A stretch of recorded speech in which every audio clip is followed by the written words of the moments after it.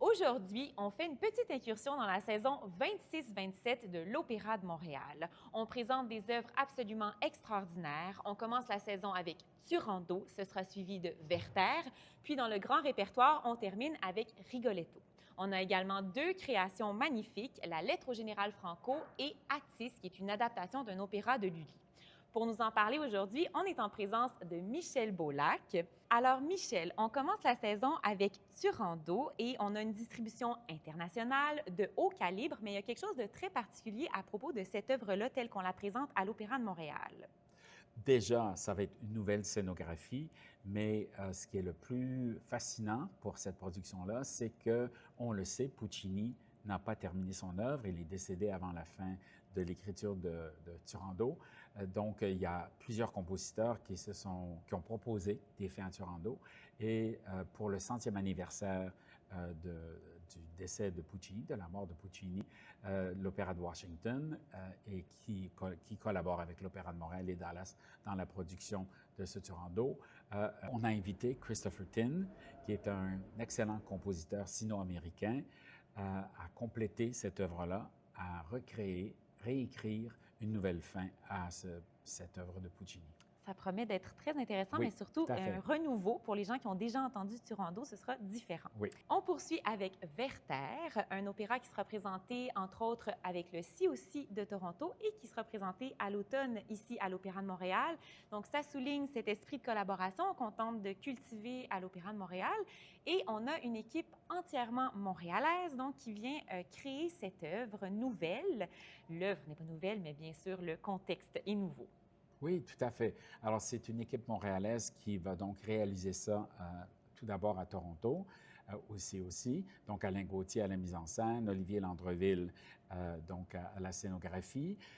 Puis aussi, en fait, ce qui nous réjouit, c'est le retour de Julie Bouliane, cette excellente mezzo-soprano qui représente la compagnie partout dans le monde et Qui a qui passé par revient. l'atelier lyrique Oui, également, oui. tout à fait, et qui va chanter le rôle de Charlotte, évidemment, et la présence très importante, en fait, très lumineuse de Julien Dran, qui est un ténor français de très, très haut calibre, qui va nous venir un peu avant, il aura chanté à La Scala. En fait, il partira de La Scala pour venir à Montréal, chanter le rôle de Werther, le rôle titre. C'est un Wow. ténor que le monde entier s'arrache. Donc, on est très On privilégié est de pouvoir chanceux. l'inviter à Montréal. Toute cette belle équipe-là, en fait, il y a plusieurs autres chanteurs canadiens et québécois. Tout ça, en fait, cette belle équipe-là va être sous la direction de Jacques Lacombe. Merveilleux.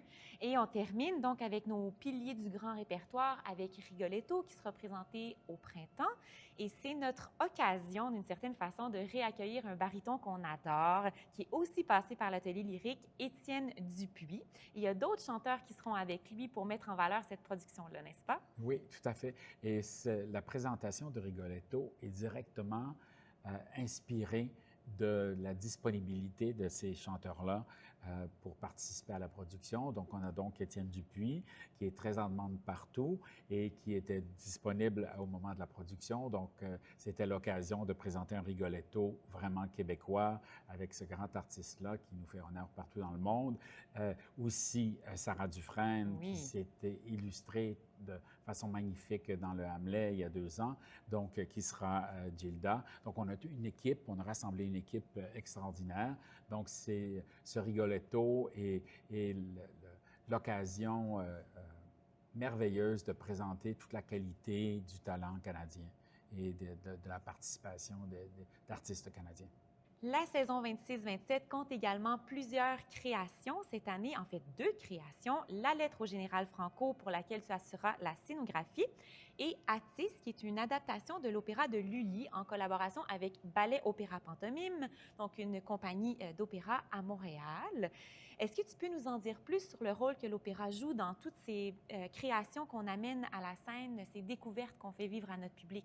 Oui, tout à fait. Dans les 20 dernières années, en fait, de direction artistique, mon projet comme directeur artistique, c'était de donner aux créateurs québécois, aux artistes québécois, l'occasion de se présenter sur scène, sur notre plateau. Et tout au cours de ces années, on a présenté plusieurs œuvres contemporaines Et dans je dirais, les 10 dernières saisons, on a présenté plusieurs artistes, créateurs québécois, francophones. Et là, c'est l'occasion de nouveau d'illustrer la place importante qu'occupent les créateurs québécois dans les saisons de l'Opéra de Montréal. Donc, avec la lettre au général Franco et aussi avec Atis, qu'on réalise avec BOP, c'est l'occasion de porter encore très haut le flambeau de la contemporanéité à l'Opéra de Montréal et du talent canadien. Absolument, puis ça nous montre en fait que l'opéra est pertinent toujours aujourd'hui, se renouvelle, Tout à fait. puis à travers justement l'Opéra de Montréal qui porte ce flambeau. Oui. Michel, la saison 26-27 est ta dernière saison comme directeur artistique à l'Opéra de Montréal. Comment est-ce que tu vis cette saison-là? Comment on se sent à l'occasion de notre dernière saison comme directeur artistique? C'était un immense privilège de travailler pour cette compagnie-là, de pouvoir proposer des saisons, des projets, des créations, mettre en valeur les artistes et créateurs canadiens et d'assurer, de faire passer finalement, d'avoir réussi à faire passer l'Opéra de Montréal du 20e siècle au 21e siècle, carrément. On est devenu, l'Opéra de Montréal, à travers ces 20 années-là, le porte-flambeau, le porte-étendard de la création et des œuvres de qualité. Merci beaucoup, Michel. On vous invite à vous joindre à nous pour la saison 26-27 de l'Opéra de Montréal.